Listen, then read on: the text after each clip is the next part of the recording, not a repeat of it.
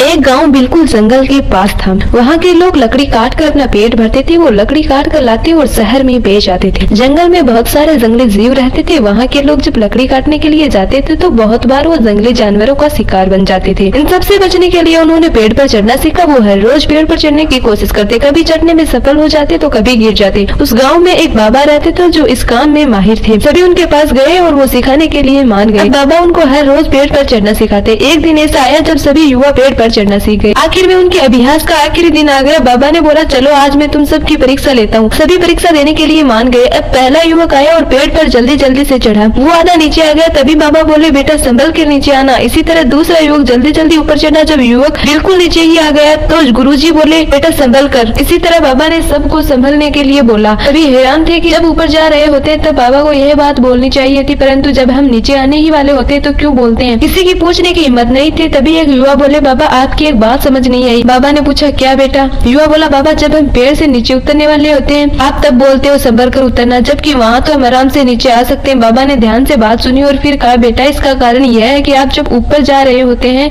खुद ही सावधान होते हैं, परंतु गलती कब होती है, जब अपनी मंजिल के बिल्कुल पास पहुँच जाते हैं। उस समय आप बेफिक्र हो जाते हैं, अब तो कोई रिस्क ही नहीं है, जबकि रिस्क उसी समय होता है। सभी बाबा की बात से सहमत हुए। दोस्तों इस कहानी से हमें यह सीखने को मिलता है कि गलती तभी होती है जब हम अपनी मंजिल के बिल्कुल पास होते हैं, क्योंकि तब तो हमें लगता है कि हमने सब कुछ पार कर लिया है, तो यह तो एकदम आसान चीज है। वही हमारी गलती हो जाती है जो हमें बाद में बहुत दुख देती है।